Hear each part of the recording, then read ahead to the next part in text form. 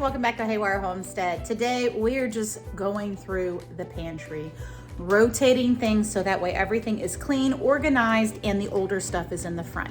Whenever you're doing a working pantry, it's really important to remember that you need to rotate your stock and use up whatever's oldest first, so that way, and keep all the fresh or the newest stuff in the back. So, you know, every time you go to the store, even if it's just, you know, an extra bottle of ketchup, an extra bag of sugar, an extra bottle of oil, extra salt, all those things that you're storing in your pantry to make sure that you have some things, especially nowadays where we've got stuff. Anna, she's trying to get in the dog food. You know, because let's face it, the grocery stores are kind of having a hard time staying fully stocked nowadays. Now, we haven't seen too much. I have seen a little bit less availability in our area, of just choices. The produce hasn't been as nice. And now, granted, yes, it's winter and the produce isn't going to be quite as nice, but honestly, it's a lot worse than what I normally see whenever I decide to pick a few fresh things up from the grocery store. So I am just trying to go through. We have two pantries. This one houses most of our store-bought items. The other one is in the office. I've shown that before, and I will show it again on this video, of our canning shelves. So I'm going through this one, and honestly, it's already looking better. It's still a mess, but it is already looking better. And then we'll kind of go over what I'm doing here.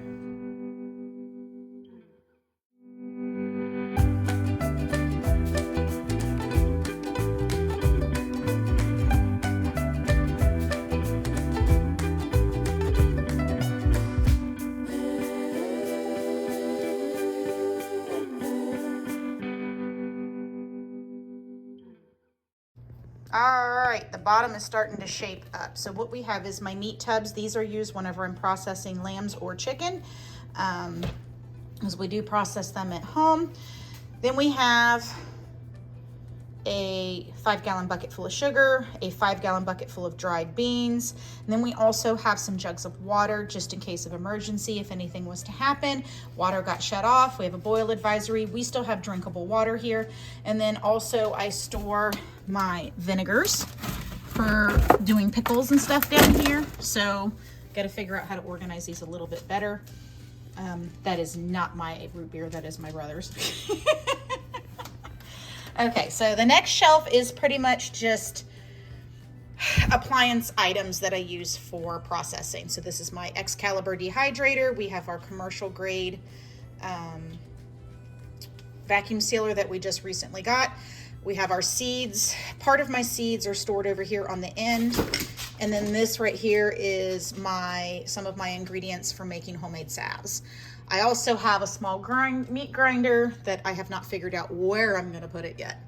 On this next shelf, again, we are still going through and trying to reorganize this stuff. It is condiments, salts. I mean, it's just a mess. So I'm going to get to cleaning that. All right, we have much better organization, and I'll show you what I mean by rotation. So this is just some marinated artichoke hearts and some roasted canned bell peppers that kind of got pushed to the back. So now I pulled them up front so I know where they are and I can see them and I can use them. Same thing, I had some beans that were further back. Most of our beans are dried. My husband got these on sale, so that's the reason why we have them. I use more coconut milk than I do regular milk, but a good shelf stable thing to have is either powdered milk or cans of evaporated milk in case you can't get milk and you need it. That's going to stay for a really long time. I also rotated through the pastas, pulled the stuff that was older up to the front so we can use those up next time. On this next shelf, I have extra sugar.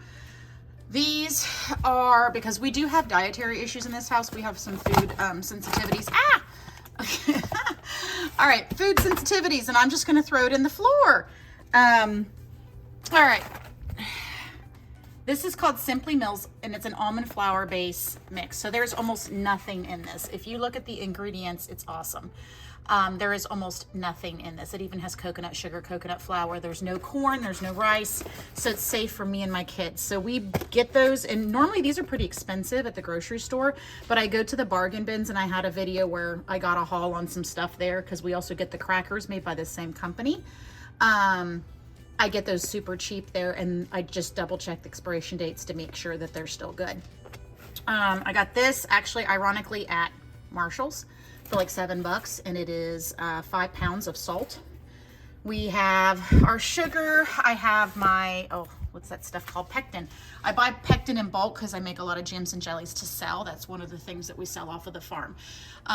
This is all of, most of this is different flours and then sugar. We've got the white organic sugar. We have regular, so we have brown sugar, powdered sugar, but then we have potato starch, a gluten-free flour mix, almond flour, and arrowroot powder in there because of our dietary issues. That's what I have to use. I don't even keep regular wheat flour in this house. Up on this shelf, I've mainly got a bin full of rings. Save your rings, as long as they're not really rusty, you can reuse them. My squeezo to do my applesauce and tomato sauce and everything. This is another good deal that I got. It's the organic coconut milk. I got those really inexpensively. Then there's my French fry maker.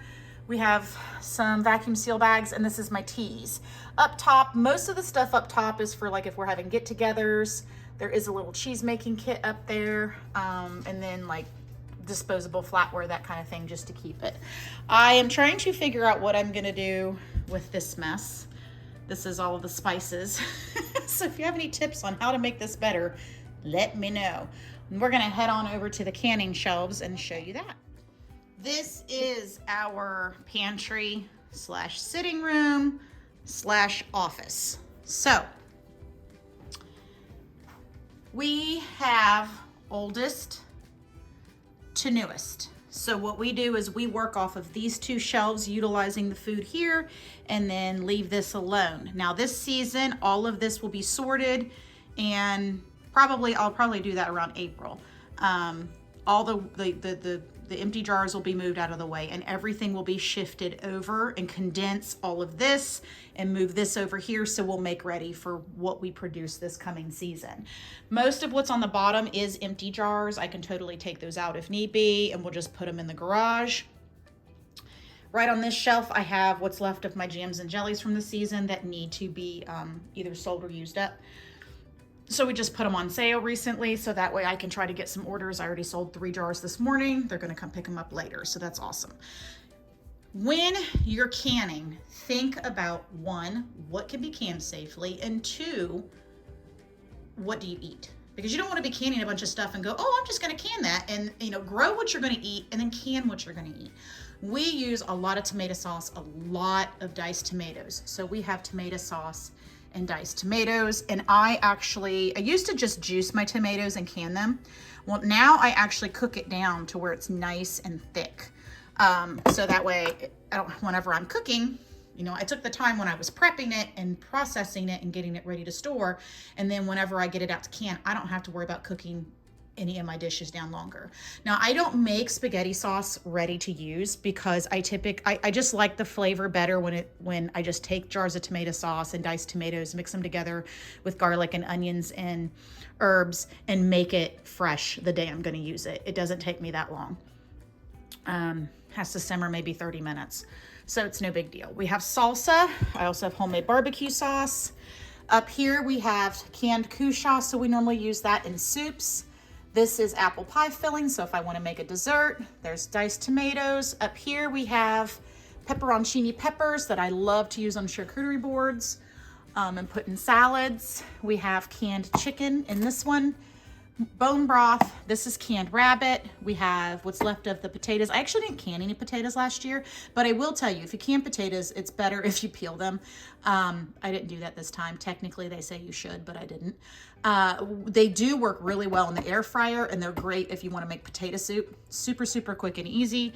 We have more bone broth. This is my beef stew. We have green beans from the last year to 2 years that we're utilizing up. We have a little bit of canned carrots left. And then we have applesauce down here. Over here, we have chili that I canned this season, tomato sauce, diced tomatoes, lots of bone broth, which I just canned 6 more quarts of beef broth because I was almost out. I need to make more, and I'm using up those bones that I have in the freezer to make room because we are going to be getting a half of a beef here coming in February that's grass-fed from a local farm. because I don't have the space to raise cat beef. So we just get it we source it locally. This tons and tons of green beans. So what I'm gonna have to do in here is get rid of all of the empty jars and shift everything over and reorganize. Like I said, it's probably gonna get done in April. I'm probably not gonna do it right now, but this is our pantry. There's extra jars. See, there's extra jars and stuff sitting over there in the corner. All right, I'm gonna finish up trying to organize just the last few couple of things. I've got to get these jars of beef broth labeled and washed, and then put on the shelves. Ooh, canning storage. I totally forgot about that. So when you're storing your canning jars, and these came from my brother's house, so they are, he didn't take the rings off. Shame on him. All right, that's the thing I wanted to bring up is take the rings, when you're storing, take the rings off your jars. One of the reasons why is, one, it's not needed. 2, they'll more likely to rust that way. And 3, it can create what we call a false seal. So if the canning jar, you thought it sealed, but it really didn't, and then that lit ring is kind of helping hold it down, you know, you may not realize that something doesn't have a real seal. So a couple things, don't put the rings on there. Also, do not stack your jars. So I wouldn't want to stack this jar right on top of this one. I can stack a box on top of a box here, okay? That is okay.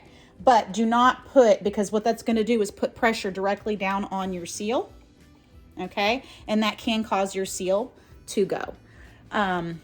If you don't have the rings on, then if it's a bad one, you're probably gonna find out pretty quick, because more than likely something's gonna start growing in there.